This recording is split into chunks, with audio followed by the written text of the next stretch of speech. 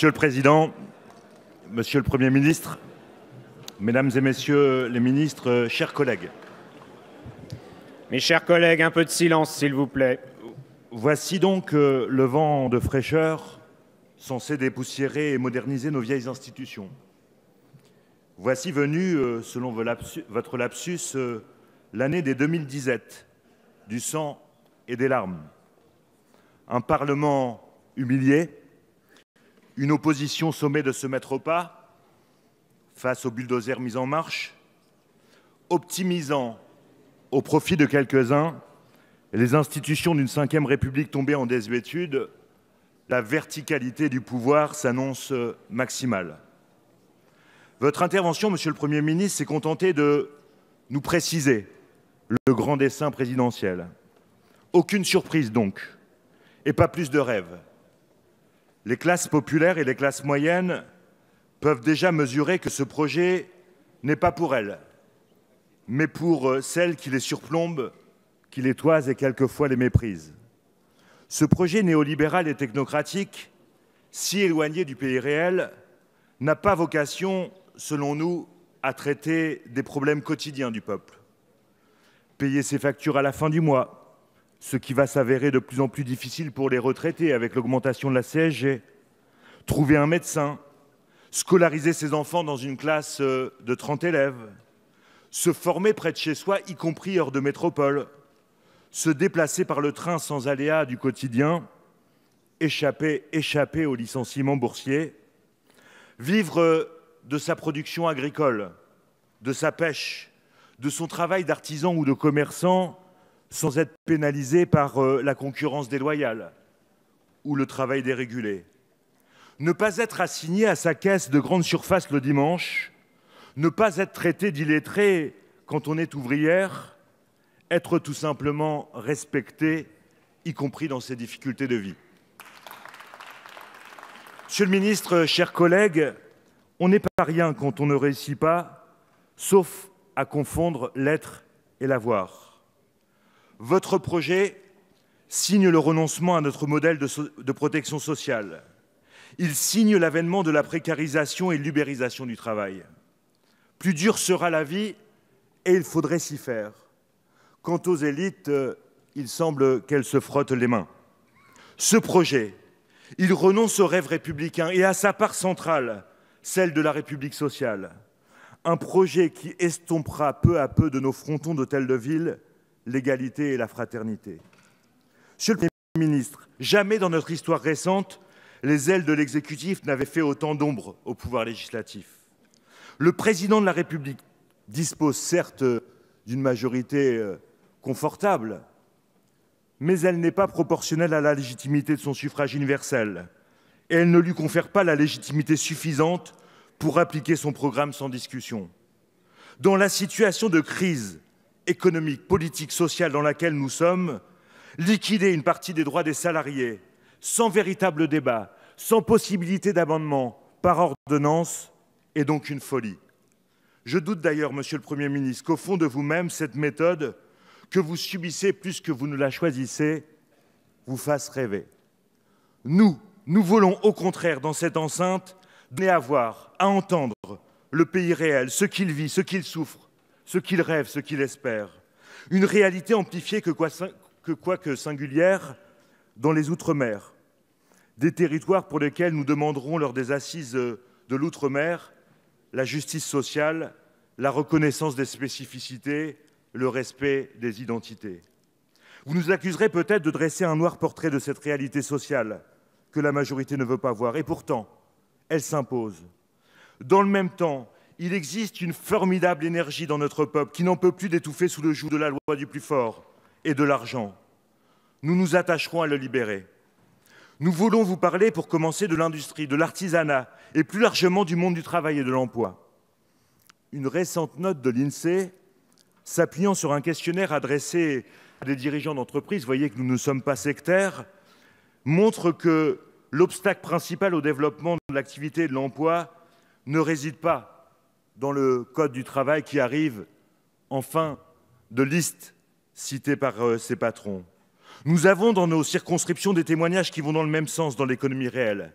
c'est l'investissement, la formation, le savoir-faire des salariés, la commande dont la commande publique communale constitue d'ailleurs un vecteur essentiel, l'accompagnement des banques qui jouent sur le niveau de l'emploi, et pas la mise en concurrence des entreprises entre elles, l'atomisation des relations sociales, la liquidation du droit du travail ou bien encore ce qui fait la sève de la démocratie vivante, la commune.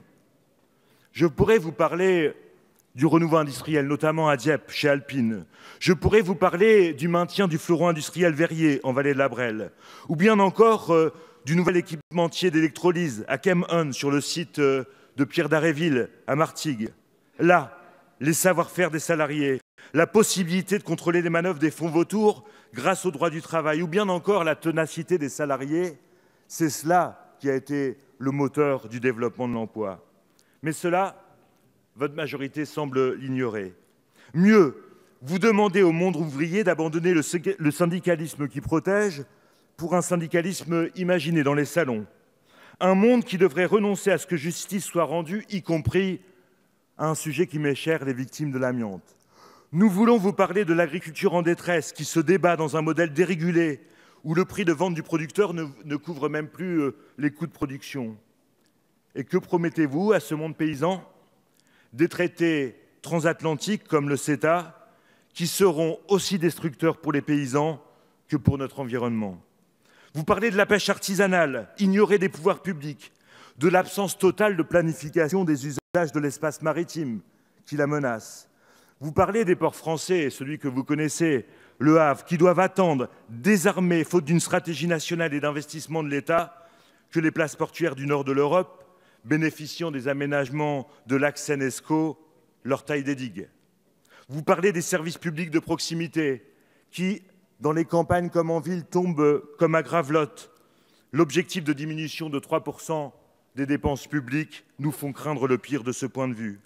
Nous font craindre une désertification qui alimente le sentiment d'abandon, de relégation, de repli sur soi et de colère. Vous parlez de ces jeunes sans qualification et sans emploi, sortis du système scolaire. Vous parlez de la difficulté que l'on a à ouvrir des formations connectées aux besoins des bassins d'emploi hors des métropoles. Vous parlez aussi des fractures territoriales qui se creusent avec des métropoles attrape-tout d'un côté et des villes moyennes et des communes rurales en difficulté de l'autre. Nous voulons vous parler, Monsieur le Premier ministre, de l'école. Vous alertez sur la colère qui monte devant la multiplication des fermetures de classes dans nos villes et dans nos campagnes. Vous parlez de ces classes à 32 élèves sur 5 niveaux à la rentrée prochaine pour satisfaire à la hâte la promesse du président Macron de classes à 12 élèves en REP+. Votre gestion des nouveaux rythmes scolaires, sans aucune évaluation, en vous défaussant de vos responsabilités sur les maires, ébranle toujours un peu plus l'unicité auquel nous tenons du service public de l'éducation. Nous voulons vous parler de l'hôpital, dont la présence sur le territoire se réduit par pans entiers. Dans le même temps, la population vieillit, les besoins de santé en proximité s'accroissent et les agences régionales de santé continuent, en suivant la tarification à l'activité, de serrer les vis, de fermer des hôpitaux de proximité. Nous voulons vous parler dans ce contexte du désarroi de la communauté hospitalière dont le seul rêve est de continuer d'apporter du soin et d'aider aux soins. Face à cette France réelle, que nous propose le président de la République? Que nous proposez-vous, Monsieur le Premier ministre? Une réduction du rôle de l'État protecteur, de l'État stratège, de l'État aménageur, de l'État producteur déjà singulièrement affaibli par 10 ans de politique d'allégeance aux injonctions de Bruxelles. L'engagement providentiel d'organiser une conférence des territoires n'a de sens à nos yeux que s'il se débarrasse de l'étau austéritaire, que s'il est accompagné dans chacun de nos territoires par un moratoire préservant nos services publics de proximité.